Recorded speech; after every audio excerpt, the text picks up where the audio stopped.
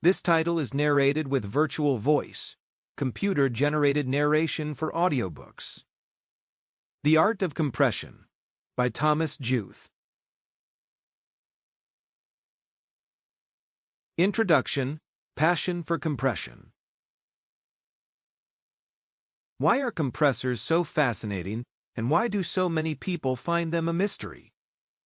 I often get the feeling that people struggle when trying to understand compression, and some engineers tend to make it more complicated than it really is. Also, with all the plugins available today and the overwhelming amount of choice, it can be even more confusing. Which compressor should you pick, and which one is the best for what you are trying to achieve? However, after reading this book, all of this will hopefully be a lot clearer. Compressors all basically do the same thing. They reduce the dynamic range by ducking the signal whenever the sound exceeds a set threshold. Yet they are all so different. There are compressors that are used purely for controlling the volume of a signal without affecting the character of the sound in any way, and compressors that are just as much color boxes as level controllers. There are even compressors that I would use only for their character and color without actually using them as compressors. One example of that is the MHB Green compressor by Kazrog, which adds a nice tube sheen to sounds even without compressing the signal. My passion for compression started at the age of 7 after hearing the Beatles come together. I was blown away by the compressed sound of Ringo's drums, the way they were pumping and breathing, and how they were full of character. A few years later, when my brother Frederick and I started making our own recordings, we spent hours trying to replicate those drum sounds, especially Ringo's drum sounds from the later Beatles albums.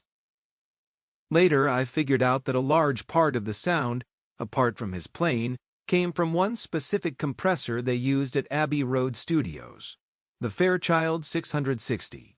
No other compressor can replace a Fairchild 660, and only a Fairchild sounds like a Fairchild. Beyond just compressing the signal, it does something special to the attack of the drums, and it seems to make cymbals sound larger than life. As you'll realize in this short book, learning the art of compression is not just about being able to operate the controls of a compressor, but also about learning and understanding the character and color of different compressors. I always look at a collection of compressors, or other pieces of gear, as a color palette, where each compressor, or EQ, represents a specific color. One key takeaway from all of my books and videos is this.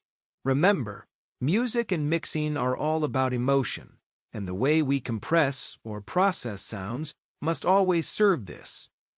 In this ebook, as well as the entire series, I assume you, the reader, already understand the basics of compression, so I won't cover them here. Instead, I want to focus on how to pick the right compressors for the right applications and how to get the most out of a compressor. That said, I will also discuss some more basic concepts whenever necessary, for example, in Chapter 3, Attack and Release Times, how they really affect your mix. I'll also cover things to avoid when working with compressors and share techniques that can positively impact your future mixes. Chapter 1. Before you compress, understanding gain structure. Before we dive into compression, there's one crucial step that sits right at the heart of both mixing and compression: gain structure. It's the foundation that makes everything that follows work better, from how your compressors behave to how clear and open your entire mix feels. Without it, even the best compressor settings can only do so much. How a lunch break taught me gain structure. Before I ever mixed a record properly, I stumbled across one of the biggest lessons, almost by accident. While working for Martin Tariff at Kensington Studios, I was helping him with some recording one day. After tracking, Martin sat down at the Trident console and started doing one of his rough mixes. This was before I became a mix engineer, so I was mostly watching and learning. Halfway through, he stopped, looking puzzled. "It's cloudy," he said. "Something's not sitting right." Then he stood up, smiled, and said, To keep listening to this audiobook for free, click the link in the description. It will take you to a free Audible trial where you can listen to this and many other books for free for 30 days.